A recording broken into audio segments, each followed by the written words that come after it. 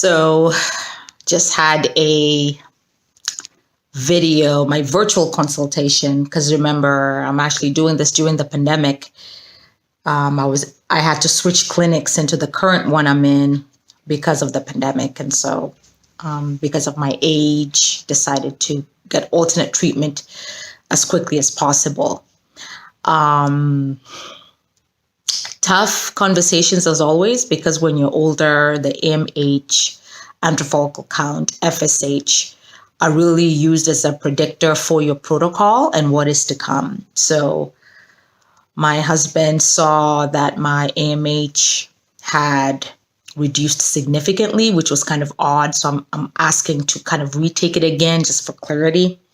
But the doctor said that it does correlate to the AMH, to the FSH, and so it is consistent.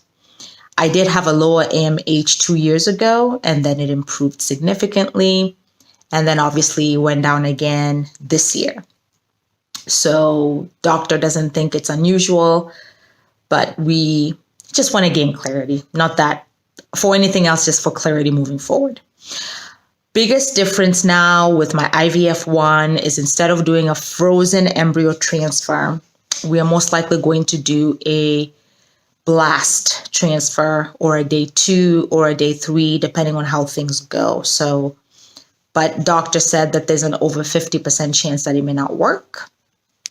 But there is also the other 45% that we want to try and see, if it is even 45%. But we do want to try before we consider some of the other options. So today's session was mostly about being told about the options available and which ones have obviously the highest chance. But obviously I think I was kind of rude because I wasn't hearing any of the other options, which is for right now, which is donor egg and obviously embryo adoption as well. So that's where we are. Tough journey, but I think a part of me is just happy that we might do a fresh transfer, because that's going to be done a few days after the retrieval, as opposed to going through the prep of the lining, progesterone, and Lupron on a frozen embryo transfer cycle, which generally happens the next month.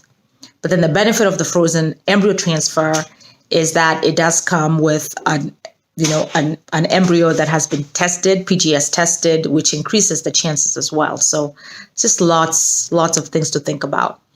But sometimes a fresh transfer can increase the chances of the embryo because it's in the ultimate conditions that it's meant to be. So we'll see. Yeah, that's the update.